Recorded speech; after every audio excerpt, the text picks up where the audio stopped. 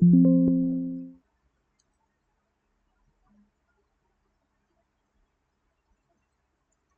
guys, welcome to Shiva Perseverance Software Training Institute. Alright, so in this particular video, we'll focus on what is Git. Okay, so before we start with Git, we need to understand what is VCS. Alright, so let's go to the board. So VCS we call as. Okay, alright. See, actually, VCS stands for Version Control System. Okay, so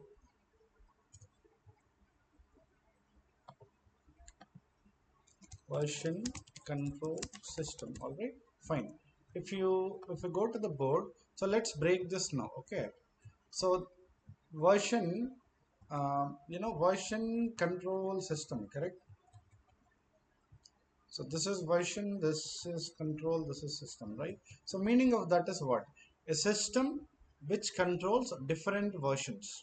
So we should understand what is those versions, what is the different versions of what we need to understand. Okay, so we got to know, okay, this is a system, meaning it is an automation tool which is nothing but a system which controls the different versions of something. That something is nothing but developers code.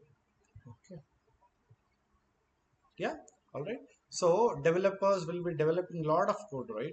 So all that code, software code, should be, basically tracked. Okay, we'll come to the tracking. Just understand, a system which controls different versions of something, that something is code. Okay, so basically we all know that. So for a software application, one second, yeah, software product to be developed. Okay, so we should firstly develop the code, right? Meaning the software developers responsibility is to develop the code for building a software, correct? So they might be working on Python, they might be working on Java, .NET, many of such, correct? So every developer should, I mean every software developer should work on developing the code. And that code, after, further undergoing many processes, right? We call it as build process, testing, everything is such. So we'll come to that later in any of the other videos. All right, so the code is finally the code will be responsible for designing a software, and that code will be finally bundled within a package, and that package is a software product. But the thing is, we will be having lot of developers in real corporate world, right? So we have, just consider, we have developer 1 2 3 4 and 5. So all of them, see, developer 1 is working on task 1, developer 2 on task 2, all right, 3 on task 3, okay, 4 on task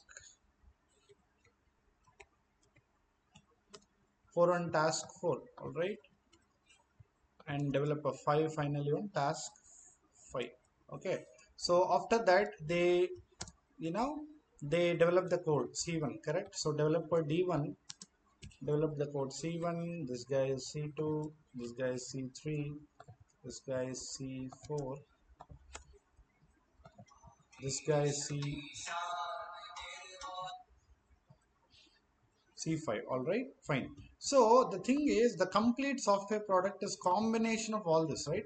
What is that? Combination of C1 plus C2 plus C3 plus C4 plus C5, correct? Fine. So see, consider, let's take a use case now. So we have C1, all right. The C1 is the code developed by developer D1. So which initially had some 100 lines of code. Okay, fine. Later, consider the C1 is all about OTP development. OTP development, meaning OTP based login development. Okay, fine. So this has this. In future, the same developer, all right, consider this is developed by D1, right? Yeah, the same developer is working on something, but the thing is, now he works on C1 code, but OTP based login, okay, right, with some other feature, okay, maybe with some extra feature now. all right. So now the thing is, okay, meaning is the 100 lines of code of developer D1, which was C1. Now that 100 lines of code developed by D1 has OTP based login. Now the same developer D1 has, C1 version of code plus something, all right. There's something, consider C1.1, just consider it, okay. It has 100 lines of code which is OTP based login plus this extra feature. That extra feature, all right, will have some, maybe another 100 lines of code. So totally, now what happens is 200 lines of code is developed by D1, which has both OTP based login plus also this extra feature. Now the question is, the code is actually added, right? So initially it was 100 lines, then it went to 200. Maybe in future, because of some reason, in 220 lines were deleted. Now it is totally 180 lines of code. So everything this should be tracked, right? Somebody should track it. Somebody, in the sense, if it is manual, human should track it. But human, if human tracks, see, space is also a character. This is also a character for the system, right? Yeah. And if dot is a character, right? Greater than is a character. Everything is a character, should be tracked. So this should be tracked. So the thing is, now 100 lines initially, we can call it as version v1. Then we have 200 lines of code, it is called it as version 1.1. Then we removed 20 lines because of some requirement, and now it is 180 lines of code, which is call it a, we can call it as version 2.0, something like that. So all this should be tracked by an automated system. So now the system which controls different versions of the code, all right, in an automated fashion is called as version control system, all right. Perfect. Now you got to know what is VCS, correct? So that is where, if you see, version control stands, VCS stands for version control system. It is a category of software tools that help manage, all right, changes to the source code over time. Source code is nothing but that developer code, okay. So version control system keeps track of changes made to files, directories. Files or straight files, directories or nothing but folders, right? So allowing multiple developers to collaborate on a project while maintaining a history of changes. What is that? If somebody tracks different versions of something, like this system will track whether it was done by D1, D2, D3, what was done, what was the modification, right? Everything will be tracked by this system. Okay, it is telling that only. Okay, fine. So the thing is, for now, a system which controls different versions of the code is version control system, and that tool is Git. Git is one of the tool there, all right. Actually, in version control system, we have distributed version control system and centralized version control system.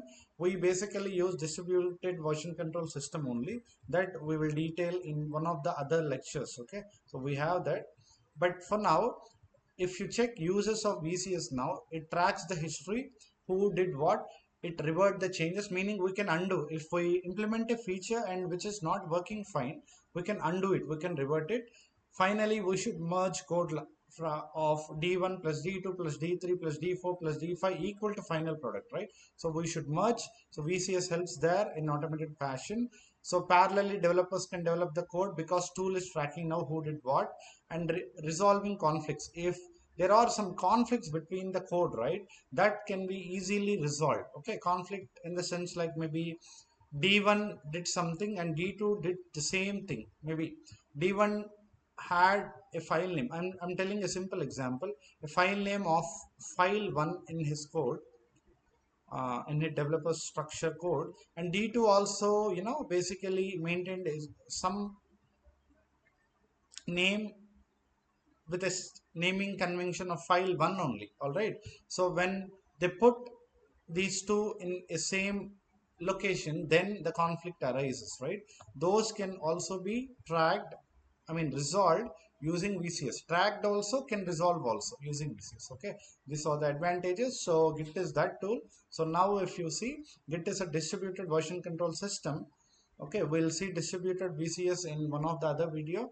The tracks changes in any set of computer files usually used for coordinating work among programmers who are collaboratively developing the source code during the software development. Okay, fine guys. So Git is that tool. It is a tool which is produced out of VCS, all right, and which helps us to track the code, different versions of the code, and this makes our job very very easier in tracking who did what, all right, and what is the version one of the code, what is version two of the code, everything is such, all right, fine guys, thank you so much. We'll get back with a informative video.